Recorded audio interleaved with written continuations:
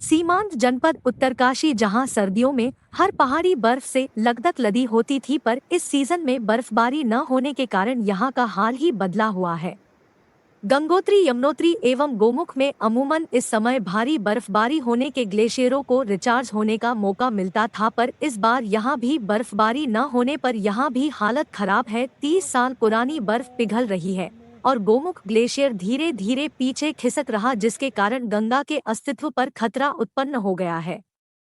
साथ ही global warming की वजह से बुरांश एवं पौधों पर समय से पहले ही फूल खिलते शुरू हो गए हैं। हर्षिल में भी सेब के बागानों में समय से पहले फूल खिलने शुरू हो गए हैं। ऐसे में अगर अब बारिश होती है तो काश्तकारों को भारी नुकसान होने की 100% संभावना बनी हुई है। पर्यावरण से जुड़े जानकारों का कहना है कि जंगलों लगी आग के कारण निकलने वाला कार्बन ग्लेशियर की बर्फ पर गिर रहा है, जिसके कारण ग्लेशियर के डिस्चार्ज होने की गति चौगुनी हो गई है और वर्षों पुरानी बर्फ तेजी से पिघल रही है। अगर समय रहते बर्फबारी नहीं होती है तो पूरे विश्व के सामने बड़ा संकट पैदा हो सकता है। इस सीजन में अब तक मात्र 2 बार हल्की बर्फबारी हुई है, पर जिस प्रकार की बर्फबारी होनी थी वह नहीं हो रही है। ऐसे में गंगा के अस्तित्व पर भी खतरा मंडराता नजर आ रहा है। पे जो हमारा, मैं अगर उत्तराखंड की बात करूं या अपने हिमालय क्षेत्र की बात करूं, तो यहाँ पे जो स्पीड है उसकी ग्लेशियर रिसीड की या ग्लेशियर मेल्ट होने की, उसका मुख्य कारण क्या है कि जो हमारा जो ये अभी तक बारिश नहीं हुई, जबकि जो है जो बारिश अभी हमारे यहाँ इसमें होनी थी, जनवरी फरवरी में होनी थी, ये बारिश अभी तक नहीं हुई, जिसके कारण जो है हमारा जो ग्लेशियर जो है पिघल रहे हैं। और जो अभी जो बर्फ़ पड़नी थी वो पूरे साल भर जो है वो ग्लेशियर वही हमारे पास पानी आता है। और तो आज स्थिति ये हो गई कि 30-30 साल पुराना ग्लेशियर पिघल रहा है और जो जंगलों में आग लगी इसके कारण जो ब्लैक कार्बन है वो उसके ऊपर गिर रहा है, किसके, हमारी बर्फ़ के ऊपर गिर रहा है। और उससे क्या हो रहा है, जो धूप है, धूप जो है जो जो जो कार्बन पार्टिकल है वो एब्जॉर्ब कर रहा है और उससे जो है उसकी जो स्पीड है, किसकी, ग्लेशियर की मेल्ट होने की स्पीड है वो और तेज़ हो गई है। और ये हमारे उत्तराखंड के लिए बहुत ही ज़्यादा दुखद है। वैसे तो संपूर्ण दुनिया के लिए है, परंतु हम अगर यहाँ की परिप्रेक्ष्य की बात करें तो यहाँ की जो क्रॉप्स हैं, यहाँ की जो फसलें हैं, यहाँ का जो जीव जंतु हैं, यहाँ की जो डाइवर्सिटी है, जो जीव जंतु हैं, सब पे इसका प्रभाव पड़ रहा है। आज आप देख लीजिए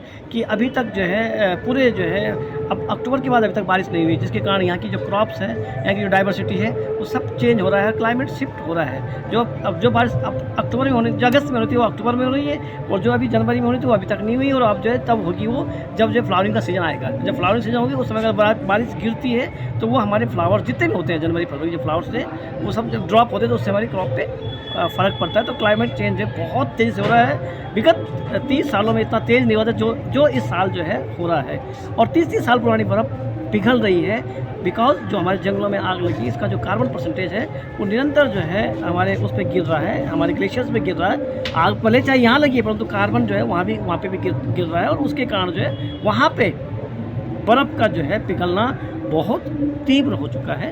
तो ये बहुत, हम जितने भी पर्यावरण के जितने भी हम यहाँ के लोग हैं हमारे लिए बहुत दुखदायी है, क्योंकि ये क्षेत्र हम बार बार कहते हैं ये इको फ्रेजाइल क्षेत्र है और उसमें जो है ग्लेशियर का बहुत ज़्यादा महत्वपूर्ण रोल है हमारे इस क्षेत्र के।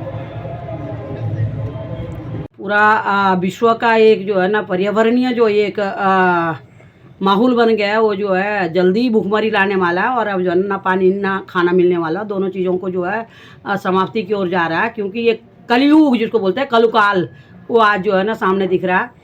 एक आज ये लगा लीजिए आप कम से कम 6 महीने हो चुके हैं, बादों के महीने से जो है ना बारिश नहीं, और आज जो है ना पोष भी ख़त्म हो गया। तो ये हमारे लिए अच्छे संकेत नहीं है, ये हमारे लिए जो है ना डूब मरने वाली बात हो गई है। अब कहाँ जाए, कहाँ से जल का घूंट पिए और कहाँ जो है ना उनका दाना खाएं। फसल सारी चौपट हो गई। अब तो जो है ना इसके बाद बारिश अगर होती भी है 1% जो है ना थोड़ा जो है ना धरा को शांत करने के लिए होगी, लेकिन जो है ना जो मकसद था, बगीचे हैं, फसलें हैं और हिमालय का जो ग्लेशियर जिसको जिसे गंगा जी आती है, नदियाँ आती है और पूरा जो एक वातावरण बने रहता है जिससे ना पूरे जीवन साल भर जो है ना एक एक बूंद जो है ना जल का मिलता है, वो सारा समाप्ति की ओर जा रहा है। और ये हमारे लिए कहीं ना कहीं मैं तो कह रही हूँ जो हम जो है ज़्यादा भौतिक बाद में जो जा रहे हैं उसका सारा ये हमारे को जो है खामियाजा भुगतना पड़ रहा है। हम आज जो है इतना ज़्यादा सियाने हो गए, इतने ज़्यादा हम जो है ना बहुत ज़्यादा करने वाले हो गए, तो प्रकृति जो है ये बोल रही कि तुम बहुत ज़्यादा सियाने हो तो कर लो अब अपने आप। तो आज जिस तरह के हम हर चीज़ को बिल्कुल जो है इस तरह से कर रहे हैं हम, जो है ना पहाड़ों को खोद रहे हैं, या हमारी ये सुरंगें हो रही है, आप चमोली में देख लो जरा, वहाँ पे जो है सुरंग जो है ना ऋषिकेश से खोदी जा रही। तो ये कहीं ना कहीं जो है ना हमारे जो विकास का, हमारा जो एक बहुत बड़ा हमने विकास की वो कर रखी है, तो ये हमारे लिए विनाश का कारण होते जा रहा है। जब जली और जीव जली नहीं रहेगा, पहाड़ कैसे रहेंगे, जिसे हम हिमालयवासी कहते हैं। हमारे लिए तो भाई ये पेड़ और बर्फ़ ये हमारे लिए मेन थी। और आज मुझे तो, मैं तो रात भी आजकल सोती नहीं, मुझे तो जो चिंता हो रही है, आज ग्लेशियर ख़त्म हो गए, जो इस बार बर्फ़ बिल्कुल नहीं पड़ी। वैसे जो है ना कमी हो गई थी कई सालों से, लेकिन इस बार तो बिल्कुल ही ख़त्म ही सब कुछ हो गया। और ये हमारे लिए, आने वाले वक्त के लिए, पूरे विश्व के लिए जो है ना ये बहुत बड़ा घातक है। और विश्व को इस बारे में सोचना होगा कि हमारा पर्यावरण और हमारी जो एक प्रकृति का जो हमारा सिस्टम है, इसको हमको बनाना पड़ेगा। और इसके लिए हमको जो है ना सबको एक होना पड़ेगा, किस तरह से हम जो इसको बचाएं, और किस तरह से जो आज जो ना पूरा परिवर्तन हो गया है। इसका सारा कारण ये है कि अब देख लेना आप, इसके बाद जो बारिश अगर होगी भी तो वही हाल होगी जैसे पिछले बार हिमाचल में हुआ, और हर बार उत्तरकाशी में होता है, उत्तराखंड में होता है। तो अब ये है कि अगर 1% होती भी है बारिश, तो यही है कि कहीं बादल फटेंगे, कहीं कुछ होगा और बहा बहा के ले जाएगा। तो ये विशेषकर आज जो काश्तकारों के लिए जो आज जो है ये बहुत बड़ा घातक हो गया। और ग्लेशियरों के लिए ये बहुत मतलब ये ऐसी पूर्ति क्षति हो गई जिसकी कोई पूर्ति नहीं है। ये बहुत ज़्यादा मतलब ये घातक हो गया।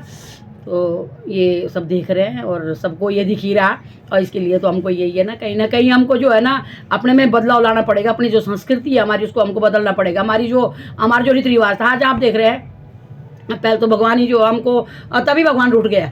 आज हमारे जंगलों में जो है ना हमारा हक हुकूक जो है रात दिन का छीनता जा रहा है। सारे हमारे वन जंगल सारे हमसे छीनते जा रहे हैं। तो भगवान ने पहले छीन दिए कि अगर तुम जो है ना बहुत ही ज़्यादा पैसों के पीछे दौड़ेंगे तो हम तुमको नहीं छोड़ेंगे।